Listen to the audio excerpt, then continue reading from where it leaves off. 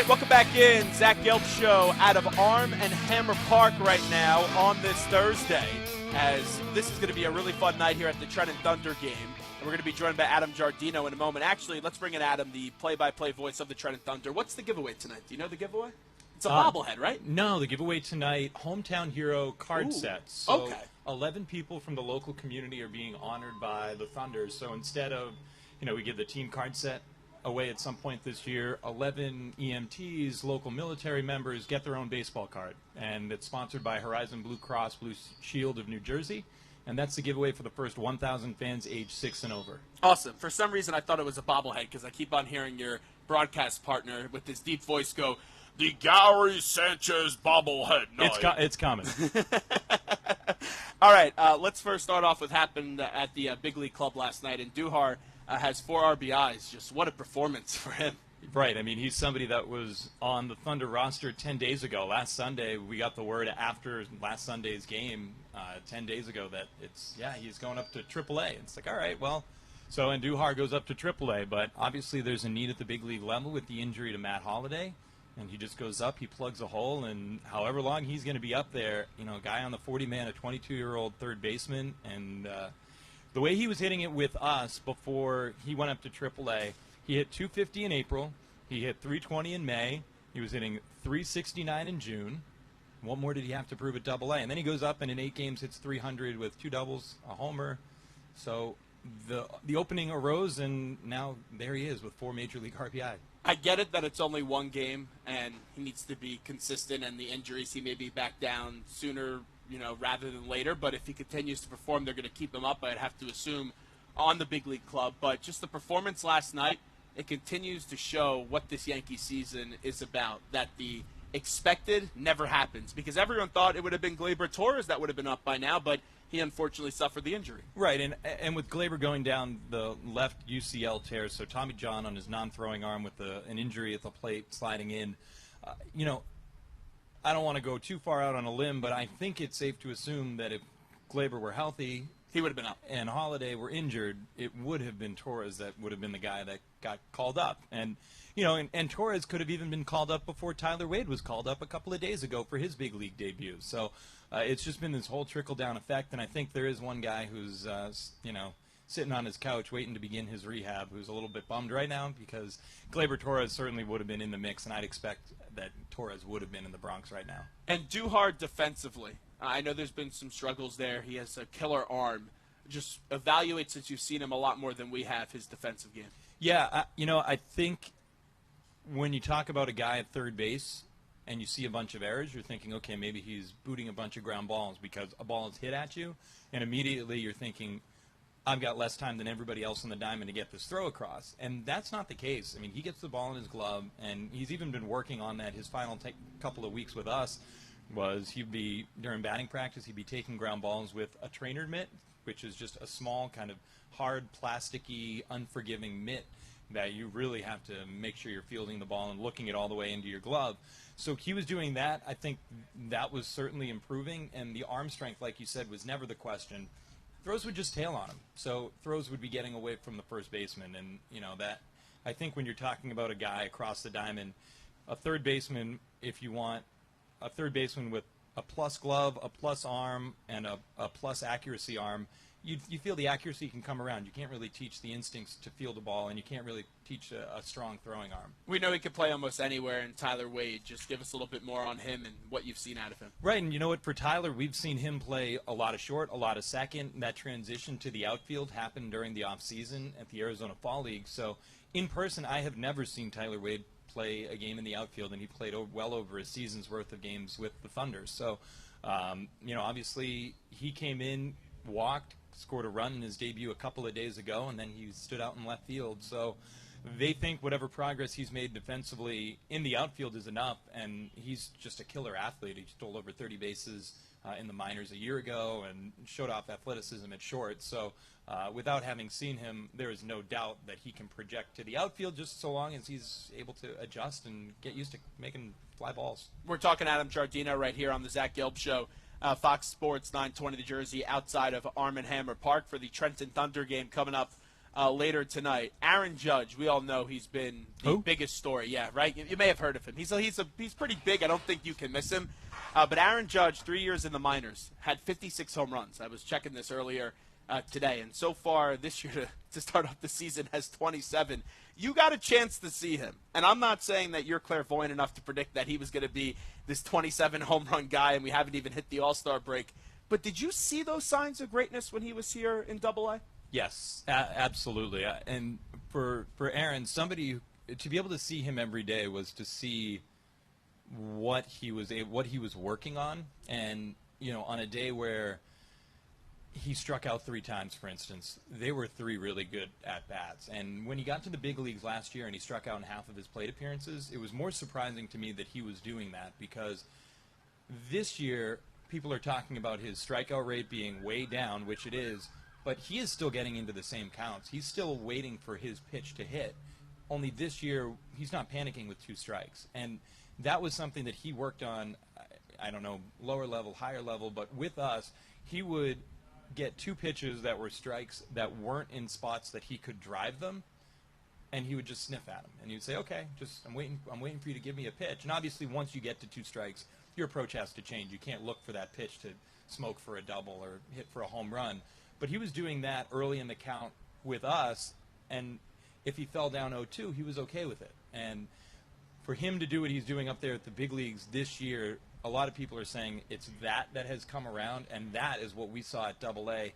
Even though he struck out with us, he was still working counts, and that's something that you have to be with a guy for 60 games, which we were able to do, to see that and say, yeah, he's striking out once a game, but it's because he's working on something, and obviously it's finally come around 2 years later. And he's braced this superstar mentality with the Judge Chambers in New York, which you don't usually see the Yankees do those types of things, but they're doing it right now when you have a star. And we all know the Yankees, they're not few on stars in the history of their organization, but that's what they're doing right now.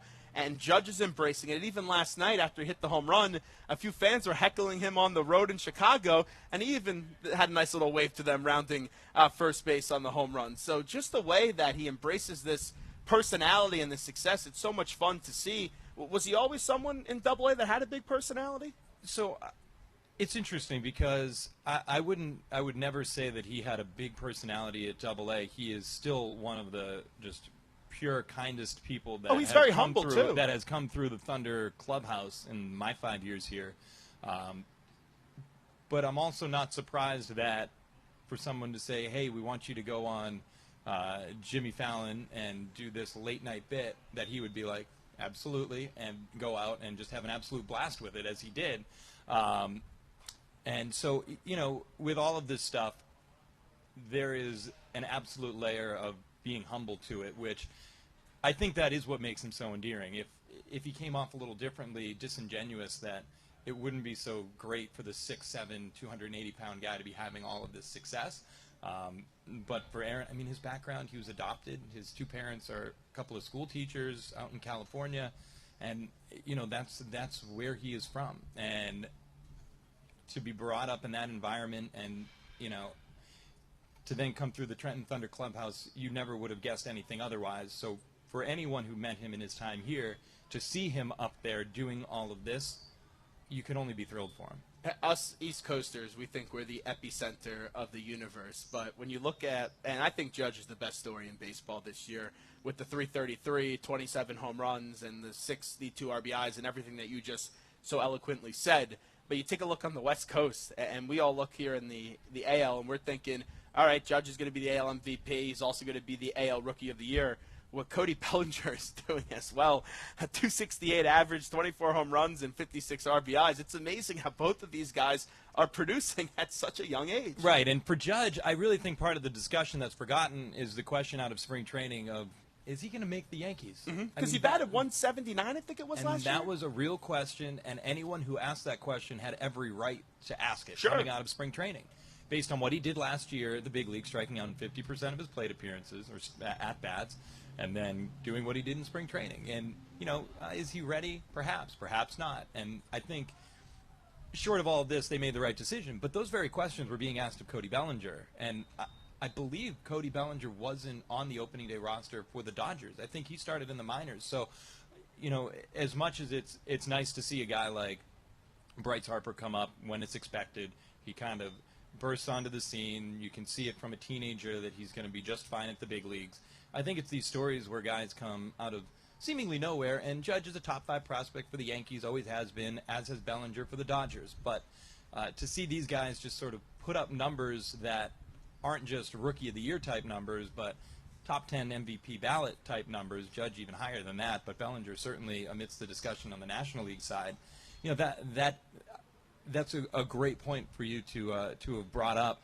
And I'm going to take a quick detour on this. Sure, I thought you were West Coast. I thought you were going to talk about Seattle's Ben Gamel. Oh, okay, sure. Who is a former Thunder outfielder and never got his chance really with the New York Yankees, and he's contending for the batting title. And even Gamel was somebody that finally management over in Seattle said, "Oh, we just can't find enough excuses to keep him out. He's hitting .330," and so they started putting him at the bottom of the lineup and said, well, he's got to be one of our top 2 hitters. He's one of the best hitters right now in the American League. So that's another story that us with the Thunder, we've been following all year, and just really thrilled for what Ben Gamel's doing out in a starting role with the Mariners. Do you think Houston will be in the World Series this year? Playoffs are playoffs. I mean, it's 5-game series, 7-game series. Do I think Houston is the best team in the American League right now? Absolutely. Yeah, no question about it. But I always, especially in baseball, I always balk at that. In the NBA, you can kind of get a better feel for how a playoff series is going to shake out. You could have a very easy feel. Yeah. Just take the team that plays in Golden State with those guys that could shoot a lot of good three-pointers. Yeah, that's the team that's going to win it all. We're talking Adam Giardino. Okay, so with the Yankees in the big league club, and almost everyone in the organization, when you look at the pitching, the starting pitching is still the thing that concerns me. Montgomery's been good. Pineda's been good. This has been a team that Severino's also been very good. They surprised me a little bit with the starting rotation, but then the guys you would expect to be dominant, like a Tanaka, has been extremely inconsistent. I know he kept the ball in the ballpark last night. Did they have to, the Yankees, who are now in a spot which a lot of people didn't think they would be in when we would even mention postseason being at top of the AL East, do the Yankees need to go get a starting pitcher, or do they have someone that they could call up in this organization like a Chance Adams that they don't need to go trade some prospects to go get a starter? So I think the answer is twofold where, Chance Adams, Domingo Germán, who's already been up there, Ronald Herrera, who's been up there as well. I mean, those are guys that are all capable of going up and in their rookie season probably being a 4 or a 5 starter, maybe a 4 starter. I mean, Jordan Montgomery's gone up and he's given you number 3 starter stuff this year, and all the credit in the world to Montgomery, former 5th-round pick out of Southern Carolina. He just keeps on getting better and better with every start. Yeah, and I mean he did with us when he pitched for us, and we're going,